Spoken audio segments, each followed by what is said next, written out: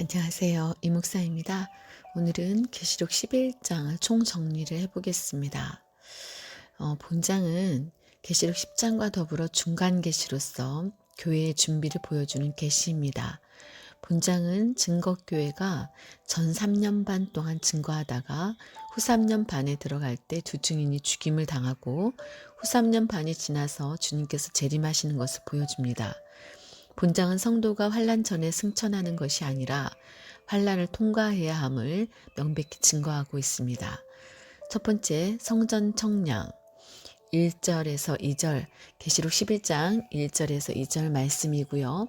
또 내가 지팡이 같은 갈대를 주며 말하기를 일어나서 하나님의 성전과 제단과 그 안에서 경배하는 자들을 측량하되 성전 바깥 마당은 측량하지 말고 그냥 두라.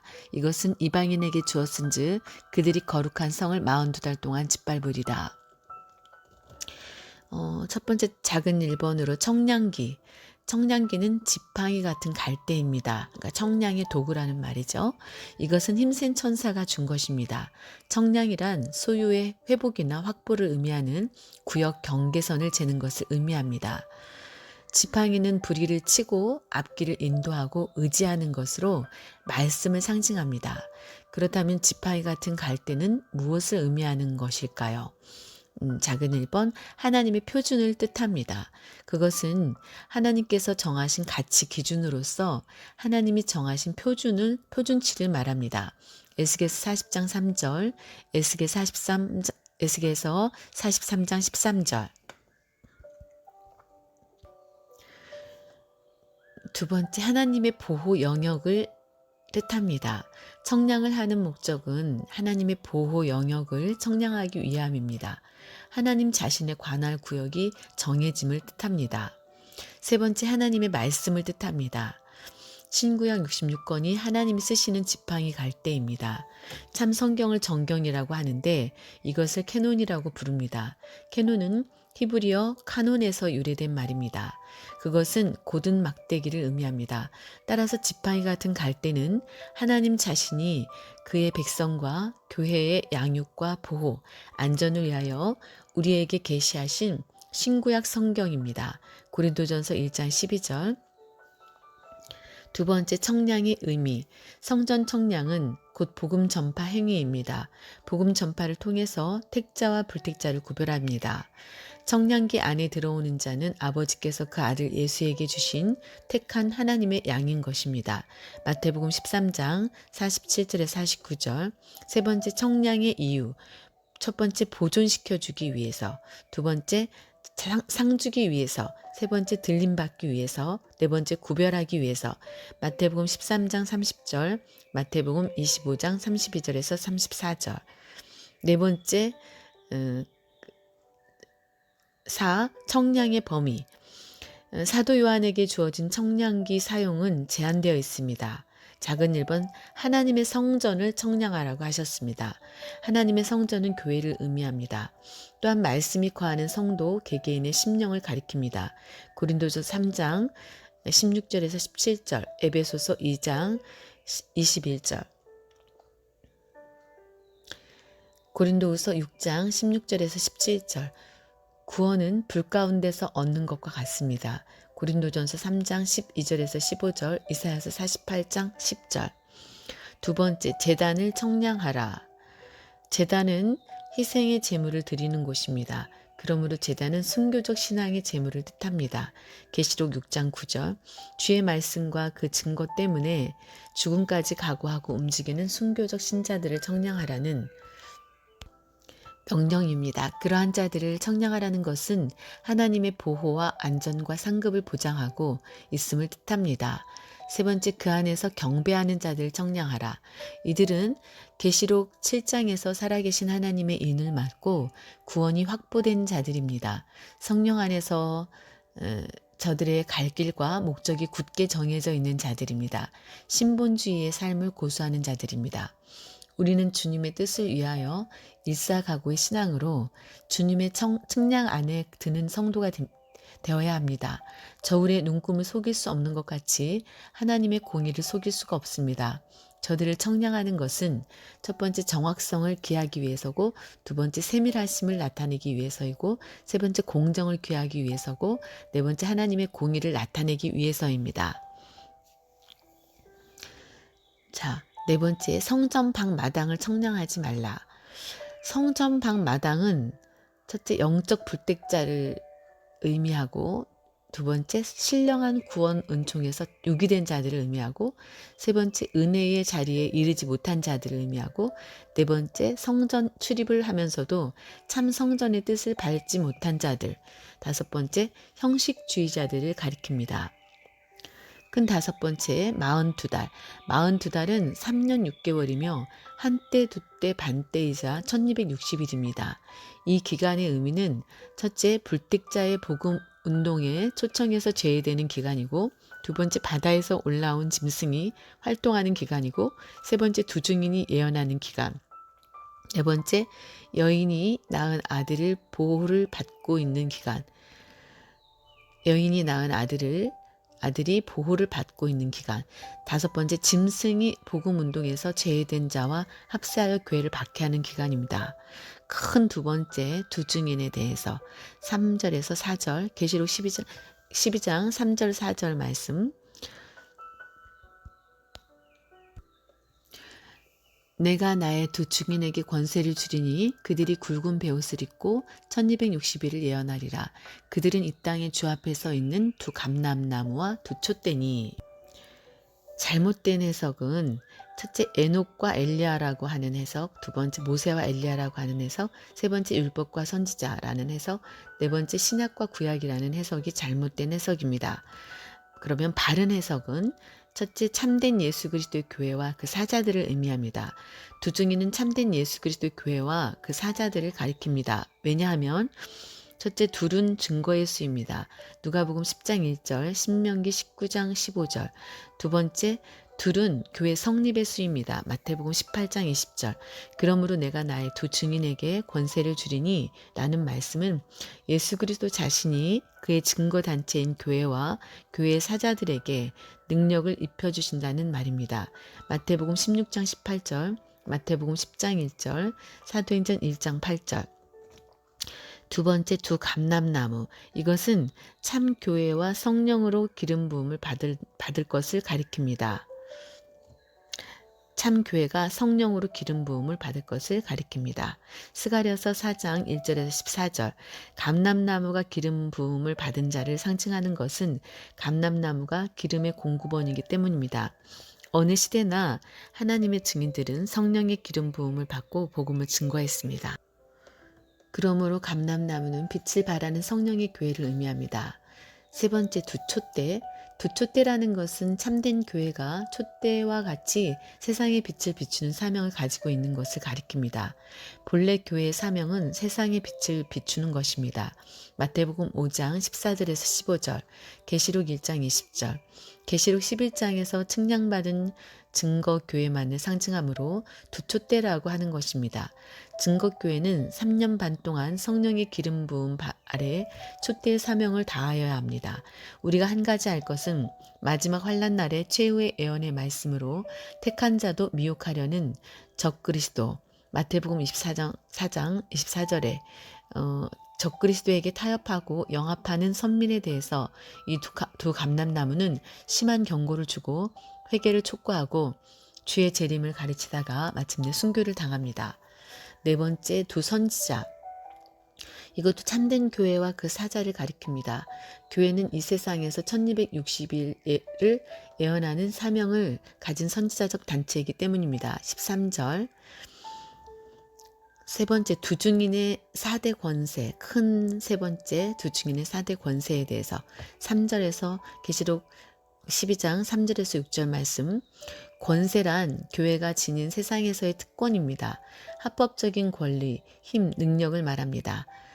첫째 이적. 이적은 깜짝 놀랄 일, 호흡이 멈출 지경에 이르도록 놀라움에 빠지는 환희성을 의미합니다. 마가복음 13장 12절, 사도행전 2장 19절, 12절, 22절, 43절. 두 번째 표적. 표적은 이적의 결과, 의미를 새기는 것을 의미합니다. 예를 들면 오병이어와 물 위로 걸으신 결과는 예수께서 하나님의 아들이심을 새겨 넣었습니다.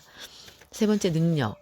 능력은 폭발, 힘을 의미합니다. 사도행전 1장 8절, 사도행전 8장 10절, 마태복음 11장 20절, 마가복음 6장 14절, 데살로니가후서 2장 9절.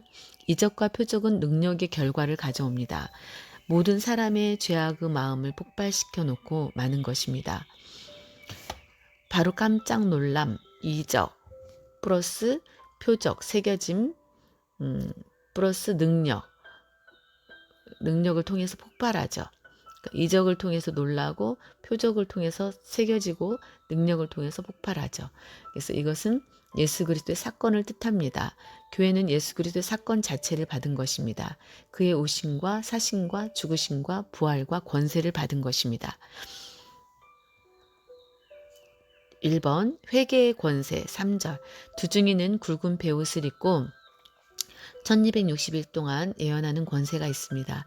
여기서 굵은 베옷은 심한 통해와 비애를 상징합니다. 그러므로 굵은 베옷을 입었다는 것은 죄에 대한 비통과 회개를 의미합니다. 이것은 하나님의 백성들이 받은 권세입니다. 2번 성령 권세 4절. 이는 이 땅에 주 앞에 섰는 두 감람나무와 두 촛대니 두 감람나무와 두 촛대는 근본적으로 불을 밝히는 데 필요한 것입니다. 감람나무의 열매에서 나온 감람류 기름을 촛대 위에 올려놓음으로써 성전의 어두움을 제하는 불을 밝힙니다. 스가랴서 4장 1절에서 14절. 감람류는 성전의 불을 밝히는 기름으로서 성령을 상징하고 두 촛대는 불을 밝히는 등잔으로서 예수 그리스도의 참된 증인들이 성령의 능력을 힘입어 복음 전파 사역을 감당할 것을 나타냅니다. 3. 말씀 권세 5절에서 6절 말씀. 계시록 12장 5절에서 6절 말씀. 1번 첫 번째 불같은 말씀 운동의 사역입니다. 에레미야 5장 14절, 왕하 1장 10절, 에레미야 23장 29절, 왕상 18장 19절에서 24절. 두 번째 심판하는 말씀의 사역입니다. 4. 기도의 권세 큰 네 번째 두중인의 최후 7절에서 14절 말씀입니다. 1. 언제 죽임을 당하는가 7절 저희가 증거를 마칠 때라고 했습니다. 사명받은 교회나 증인이 자기 사명을 미완성으로 두고 죽는 법은 없습니다. 두 번째, 누구에게 죽임을 당하는가 7절 두중인은 증거를 마칠 때에 무적행에서 올라오는 짐승에게 죽임을 당합니다. 세 번째, 어디에서 죽임을 당하는가 8절 두중인이 죽임을 당한 장소는 큰 성길이라고 했습니다. 큰 성은 바벨론을 말하고 소돔 애굽이라고도 했습니다. 1. 소돔은 불경건과 부도덕과 교만으로 하나님께 도전하는 곳이고 이 애굽은 우상숭배와 반역과 교만으로 하나님의 백성을 학대하고 죽이던 곳이고 3. 바벨론은 적그리스도 활동의 중심지입니다. 네 번째, 왜 죽임을 당하는가 10절 땅에 거하는 자들을 괴롭게 했기 때문입니다. 괴롭게 했다는 말은 고문했다는 뜻입니다. 그것은 복음을 통하여 땅에 거하는 자들의 양심을 재판했다는 뜻입니다. 복음운동이 땅에 거하는 자들의 괴로움이 되는 이유는 첫 번째, 복음운동은 빛의 운동이기 때문입니다. 요한복음 8장 12절, 요한복음 9장 5절. 두 번째, 복음운동은 심판운동이기 때문입니다. 고린도전서 1장 28절. 세 번째, 복음운동은 부활운동이기 때문입니다. 요한복음 5장 24절에서 29절. 네 번째, 복음운동은 회개운동이기 때문입니다. 요한복음 3장 9절에서 11절. 다섯 번째, 복음운동은 세상의 심판을 알려주기 때문입니다. 5번 어느 정도 땅을 괴롭게 했는가 9절에서 10절 말씀에 대한 해석. 그것은 두 증인의 최후 앞에 취한 땅에 거하는 자들의 태도를 보아서 알 수 있습니다. 1. 저들은 시체를 구경거리로 만들었습니다. 2. 두 선지자들의 죽음을 즐거워했습니다. 3. 서로 예물을 보냈습니다. 다섯 번째, 언제까지 죽임을 당하는가 11절에 대한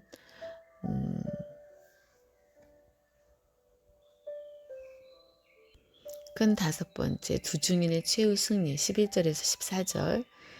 1번 두 증인의 부활 11절에서 12절. 하나님의 생기가 시체에 들어가므로 두 선지자가 당신의 발로 친히 일어서므로 사람들이 놀라게 되고 그들은 구름을 타고 승천함으로 사람들이 구경을 합니다. 그때는 후 3년 반이 지난 후에 일입니다. 그때 무슨 일이 일어나는가? 1. 두 증인이 살아서 일어나 승천한 후에 주림이 재림하신다. 2. 그때에 순교당한 영혼이 첫째 부활한다. 3. 이때 짐승의 표를 밟지 않은 자들은 공중에서 주님을 맞이한다. 4. 죽었던 사람은 천년왕국이 지난 다음에 부활하여 백보자 심판을 받는다. 큰 두 번째, 승리의 요인 11절에서 12절. 첫 번째, 하늘의 생기. 생기는 생명, 생명의 영, 살리는 영, 생명의 기운입니다. 그것은 아담을 창조하실 때 불어넣으신 하나님의 기운입니다. 창세기 2장 6절에서 7절, 창세기 6장 17절, 에스겔서 37장 10절, 20절. 이 음성은 하늘로부터 들려온 초자연적인 하나님의 계시의 음성입니다. 고린도전서 15장 52절, 살전 4장 16절에서 17절. 큰 세 번째, 승리의 내용 11절에서 12절. 첫 번째, 부활. 1. 생명의 부활. 2. 육신의 부활. 3. 영육 완전의 부활. 4. 영원한 부활. 5. 죄와 사망에서 자유하고 해방하는 부활. 큰 세 번째, 승천에 대하여. 승천. 네 번째, 공개적인 승리 11절에서 13절, 12절. 예수님의 오심이 공개적이었고 죽으심과 부활 사건도 공개적이었습니다. 예수 그리스도의 사건과 교회 운동은 공개적인 사건입니다. 앞으로의 환란도 공개적이요 변화의 사건도 공개적입니다. 그러므로 종말을 사는 성도의 신앙은 공개적 신앙이 되어야만 합니다. 마태복음 10장 32절. 다섯 번째, 교회의 승리는 이 세상의 심판을 의미합니다. 13절. 1번 큰 지진이 난다. 지진은 여섯째 인을 뗄 때의 사건입니다. 계시록 6장 12절에서 17절. 2. 성 10분의 1이 무너지고 7천인이 죽는다. 10수는 많은 수의 상징이고 7은 안 좋은 수의 상징입니다. 10분의 1은 남은 수입니다. 이사야서 6장 13절, 이사야서 10장 22절, 호세아서 1장 10절. 그러므로 이것은 예수님의 재림 시에 이 세상의 불택자들에게 임할 하나님의 완전한 심판을 상징합니다. 세 번째, 영광을 하나님께 돌립니다. 이것은 회개와 신앙에 의한 영광이 아니라 하나님의 어미로운 심판을 두려워한 나머지 공포 속에서 발한 불안의 표시입니다. 다니엘서 2장 47절, 다니엘서 3장 28절, 다니엘서 4장 34절에서 37절. 큰 여섯 번째, 일곱째 나팔 15절에서 19절에 대한 해석. 마지막 나팔. 마지막 나팔의 목적은 첫째, 하나님 나라의 완성, 둘째, 악인 심판, 세 번째, 의인 보상. 작은 1번, 메시아의 세계 통치 선포 15절에 관한 해석. 지금 세상의 나라는 공중의 권세를 잡은 자 사단이 다스리고 있습니다. 이것은 잠정적인 하나님의 통치였습니다. 이제 예수 그리스도께서 진리의 왕이 되어 세상을 통치할 그의 최후 승리를 선포하고 있습니다. 2. 24장로들의 경배 16절에서 18절에 대한 해석. 24장로들의 경배는 메시아 통치하의 신본주의 예배를 의미합니다. 그들은 첫째, 살아계신 하나님께 감사했습니다. 두 번째, 전능하신 하나님께 감사했습니다. 세 번째, 왕이신 하나님께 감사했습니다. 네 번째, 악인을 심판하시는 하나님께 감사했습니다. 다섯 번째, 상 주시는 하나님께 감사했습니다. 여섯 번째, 마귀를 멸망시키는 하나님께 감사했습니다. 큰 세 번째, 구원과 심판의 계시 19절에 대한 해석. 첫째, 하늘에 있는 성전. 하늘에 있는 성전은 땅에 있는 성전의 본체입니다. 히브리서 9장 24절. 또한 하늘에 있는 성전은 땅에 있는 성전의 완성입니다. 두 번째, 열려있는 성전. 이것은 지상교회가 세상을 이기는 힘입니다. 세 번째, 언약궤 1. 만나를 담은 항아리. 생명의 양식이신 예수 그리스도를 상징합니다. 2. 아론의 쌍난 지팡이는 예수 그리스도의 부활의 승리를 의미합니다. 30계명을 새긴 돌판은 말씀이신 예수 그리스도를 의미합니다. 하늘에 열린 성전이 있는 언약궤를 보여주는 이유는 하나님과 교회가 맺은 언약의 첫째 확실성, 둘째 불변성, 셋째 영원성, 넷째 성취성, 다섯 번째 만족성, 여섯 번째 승리성을 보여주기 위함입니다. 셋째 화의 환란 속에서도 지상교회는 열린 하늘의 성전을 소망하고 힘을 얻어야 합니다. 네 번째, 번개와 음성들과 내성과 지진과 큰 우박이 있더라. 이것은 악인을 징벌하는 무기입니다. 그러므로 열린 하늘의 성전은 구원과 심판의 발원지입니다. 이렇게 계시록 11장을 총 정리해 보았습니다. 계속 반복해서 새김질을 하면서 듣고 많은 은혜 받으시기 바랍니다. 이 목사였습니다.